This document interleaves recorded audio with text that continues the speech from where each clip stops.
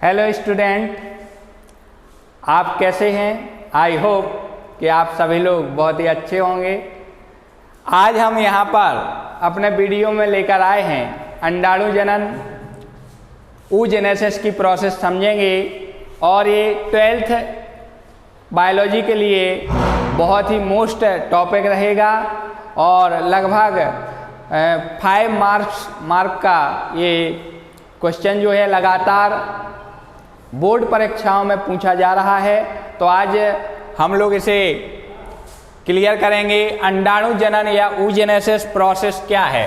तो आप लोगों को जैसे कि जानकारी है कि जो ओवरी होती है, ओवरी में यहाँ पर एक पुटिका होती है जिसका नाम है डिंब पुटिका, और जो डिंब पुटिका है ग्रेफियन फॉलिकल वो यहाँ परिधि के पास आकर के फट जाती है और इसका जो अंडाणु है वो बाहर निकल जाता है। इस प्रोसेस को क्या कहते हैं? हम इस प्रोसेस को अंडोत्सर्ग कहते हैं। तो हमें इसमें ये बताना है कि इस पूरी की पूरी जो ओवरी है इसमें कैसे कैसे कौन कौन सी पुटिकाएं बनती हैं और अंत में कैसे अंडाणु का निर्माण होता है। ये सारी जो प्रोसेस है वो अंडाणु जनन माने अंडाशय में अंडाणु बनने की जो प्रोसेस है उसी को क्या कहते हैं? अंडाणु जनन। फिर से समझ लें, अंडाशय या ओवरी में अंडाणु बनने की क्रिया को ही क्या कहते हैं? अंडाणु जनन कहते हैं। और अंडाणु जनन की जो प्रोसेस है ये अंडाशय की जो जनन उपकला कोशिकाएं हैं उसमें अंडाणु जनन की क्रिया कंप्लीट होती है। तो यहाँ पर हम देखेंगे सबसे पहले एक कोशिका होगी प्राइमोडियल सेल, मोडियल जर्मिनल सेल होगी सबसे पहले, जिसमें ये कैसी होती है? 2n होती है। और इस कोशिका से ही सबसे पहले जो प्रारंभिक जनन कोशिका है इसको क्या बोलेंगे? प्रारंभिक जनन कोशिका। और ये बार बार क्या करेगी? समसूत्री विभाजन करेगी। तो बार बार इससे कुछ सेल्स बनेंगी, कोशिकाएं बनेंगी। और सभी की सभी कोशिकाएं कैसी होंगी?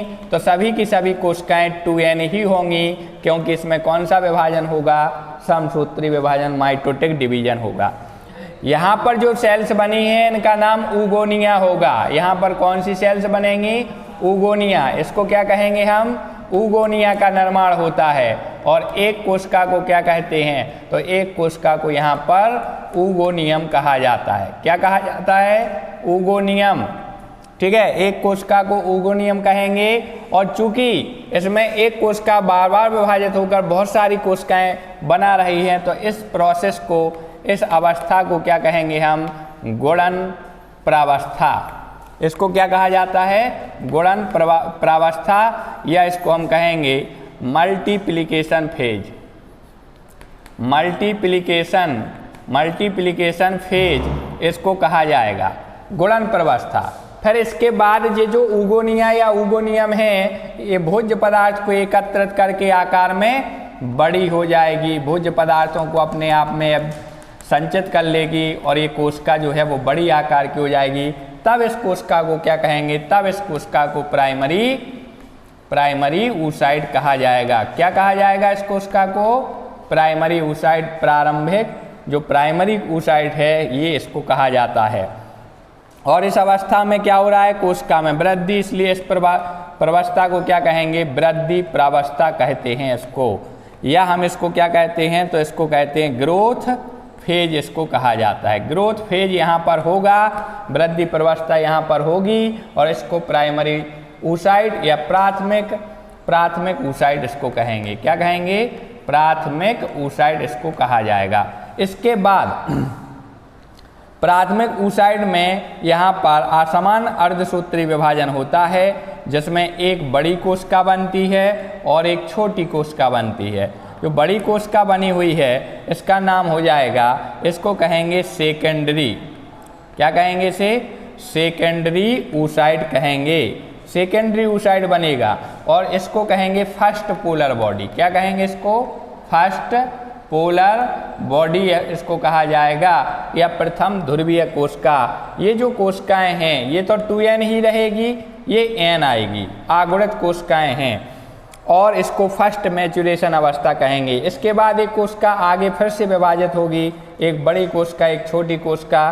बड़ी कोशिका को क्या कहते हैं? तो इस बड़ी कोशिका को हम अंडाणु कहते हैं। क्या कहते हैं? अंडाणु, या इसको हम ओवम कहते हैं। ओवम जो कैसी होती है? आगुणित होती है, और इसको कहते हैं हम सेकेंड पोलर बॉडी। जो साथ में बन रही है इसको सेकेंड पोलर बॉडी इसको कहेंगे, ठीक है। और जो फर्स्ट पोलर बॉडी है ये भी कभी कभी विभाजित होकर दो पोलर बॉडीज बनाती हैं, और इस पूरी अवस्था को क्या कहेंगे हम? तो इस पूरी अवस्था को कहेंगे, पहली थी गुणन प्रवस्था, वृद्धि प्रवस्था, और इसको कहेंगे हम परिपक्वन प्रवस्था।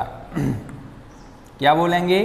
परिपक्वन प्रावस्था इसको कहा जाएगा, या इसको हम क्या कहते हैं? तो इसको कहते हैं मैचुरेशन, मैचुरेशन फेज इसको कहते हैं, मैचुरेशन फेज। तो आप क्या देख रहे हैं? आप ये देख रहे हैं कि अंडाणु जनन में अंडाशय की जो जनन कोशिकाएं हैं, उस जनन कोशिका से 4 कोशिकाएं बनती हैं, जिनमें से 3 कोशिकाएं पोलर बॉडीज होती हैं जो बाद में नष्ट हो जाती हैं, और जो एक कोशिका है बड़े आकार की अचल कोशिका, आगुणित कोशिका, यही कोशिका अंडाणु कहलाती है।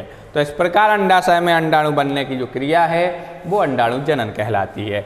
आपको बता दें एक बात, गुणन प्रवस्था और वृद्धि प्रवस्था ये तो जब भ्रूण माँ के गर्भ में होता है उस समय ये अवस्थाएं कंप्लीट हो जाती हैं, और जब यहाँ पर जो मेंस्ट्रुएशन साइकिल जो चलता है उसमें परिपक्वन अवस्था जो है वो कंप्लीट होती है। मतलब जब रजोधर्म स्टार्ट हो जाता है तब जाकर के परिपक्वन प्रवस्था संपन्न होती है।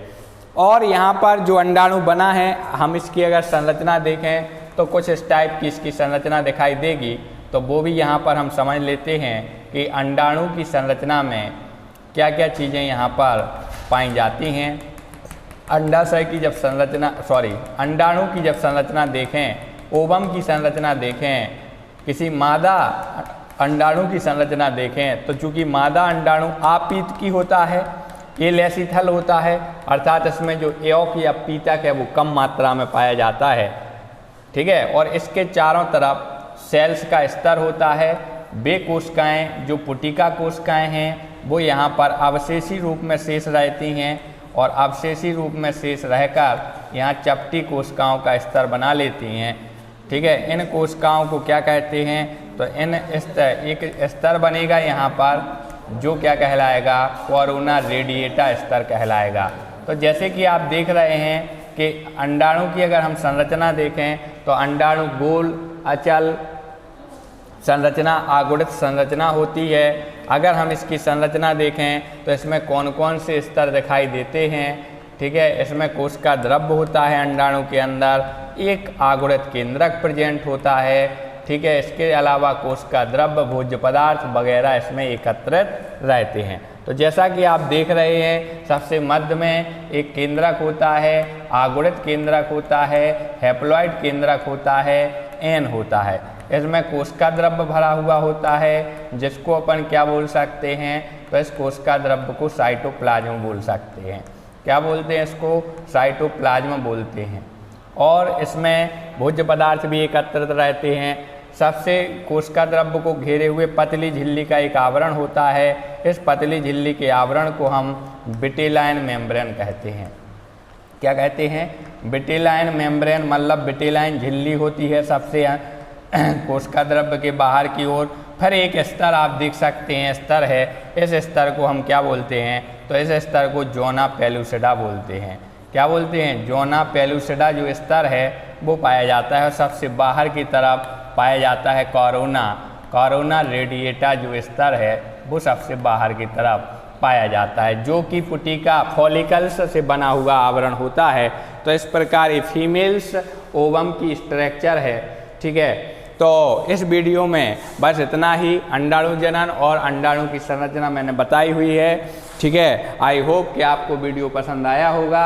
अगर आपको वीडियो पसंद आता है तो आप अपने दोस्तों को ज़रूर शेयर करें, ज़्यादा से ज़्यादा लाइक, सब्सक्राइब, शेयर अवश्य करते रहें। और आपको कोई भी वीडियो आपको चाहिए हो किसी भी टॉपिक पर, बायोलॉजी के किसी भी टॉपिक पर आपको वीडियो अगर चाहिए तो आप हमारे कमेंट बॉक्स में कमेंट कर दें। आपको 2 से 3 दिन के अंदर उस टॉपिक पर वीडियो अवश्य मिलेगा। जय हिंद, वंदे मातरम।